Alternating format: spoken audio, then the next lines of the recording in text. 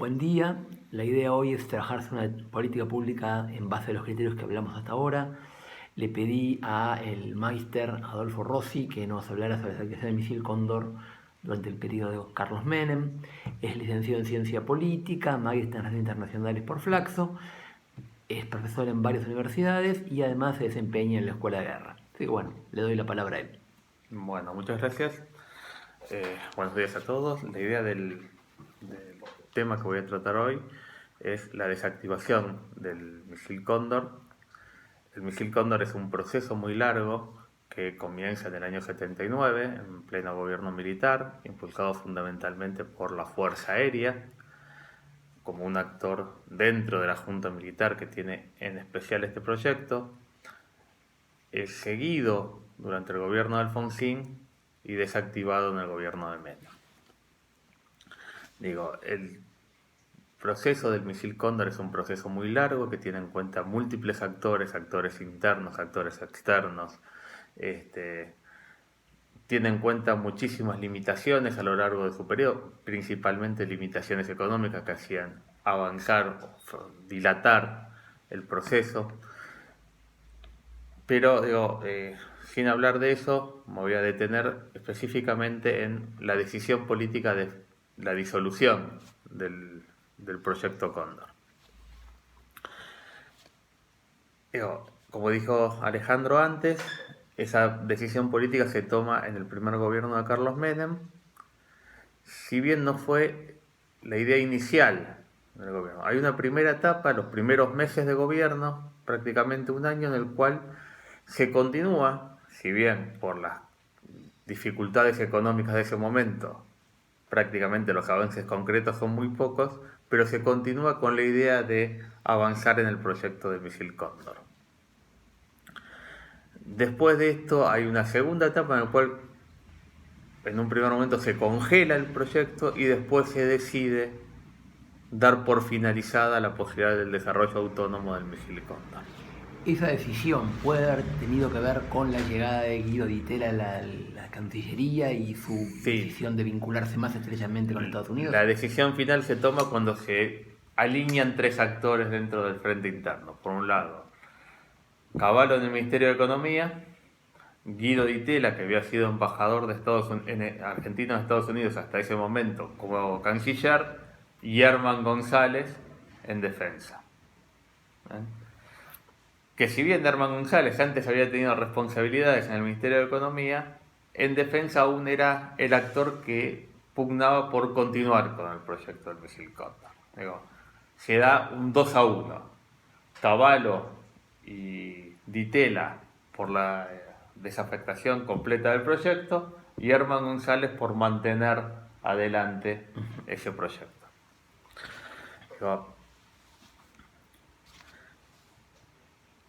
¿Qué implicancias tenía esto en ese momento? Para ver las implicancias que tenían uno tiene que pensar más o menos cuáles eran los objetivos del proyecto. Las implicancias, es la contracara. El no cumplir con los objetivos del proyecto es la contracara de el resultante político de no avanzar con eso. Por un lado tenía una cuestión plenamente de defensa. ¿Ven? El incremento de capacidades militares post-Malvinas, en un contexto, por un lado, regional, equilibrio de poder regional con los demás países, Chile, Brasil fundamentalmente, y en segunda instancia con Malvinas de manera indirecta, porque nadie pensaba, ni en el gobierno de Alfonsín ni en el gobierno de Menem, en la posibilidad concreta de un nuevo enfrentamiento bélico con el Reino Unido por Malvinas.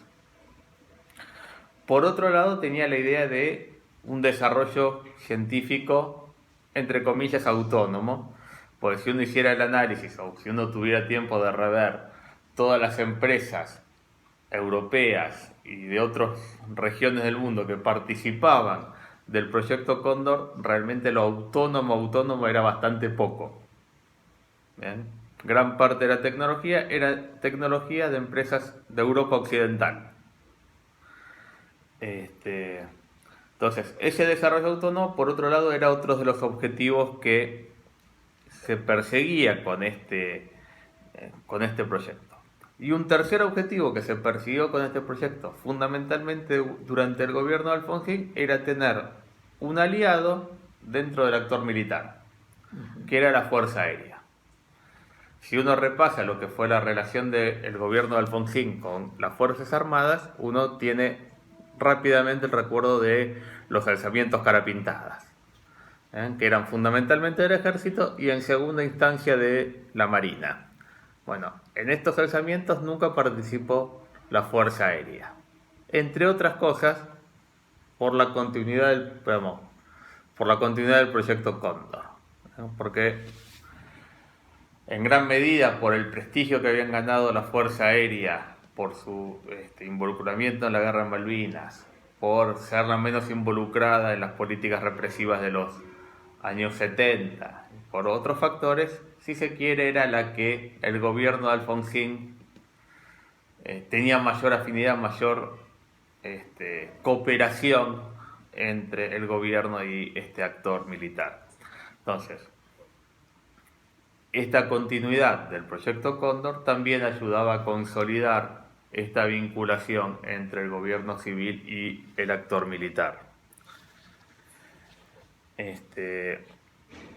A la hora de decidir desactivarlo, Menem, ¿cómo define el problema? O sea, ¿a qué adjudica la necesidad de desactivarlo?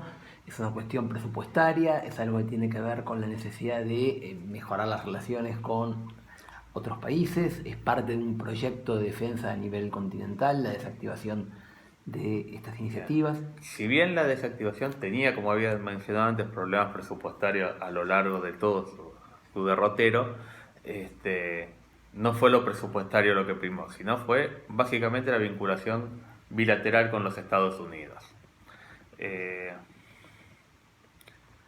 Había claramente un pedido de Estados Unidos de frenar con este proceso de desarrollo.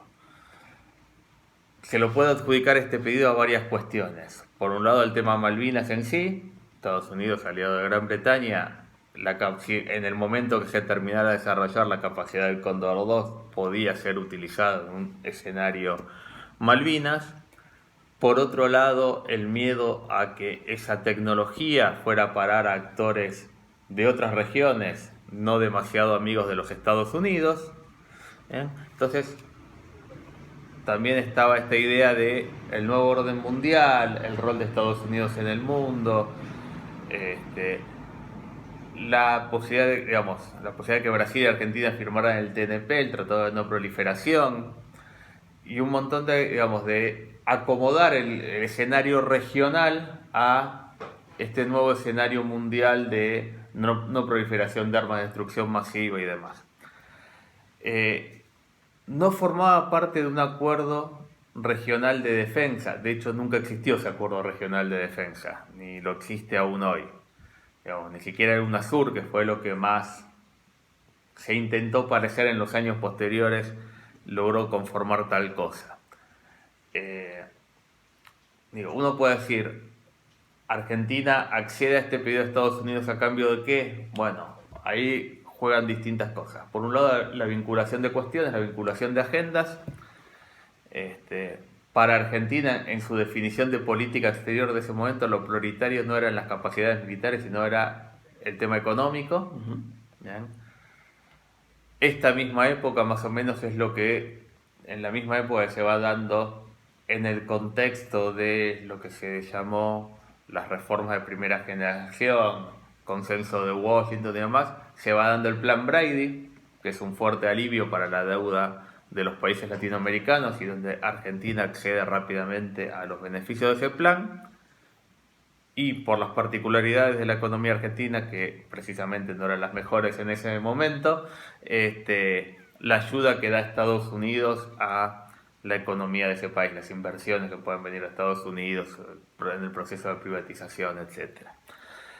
Por otro lado, si uno quiere ver una forma de cooperación difusa con los Estados Unidos, vinculándolo con esto, uno puede decir que unos años después Argentina es nombrado por parte de Estados Unidos como aliado extra-OTAN, en rango que mantiene hasta el día de hoy.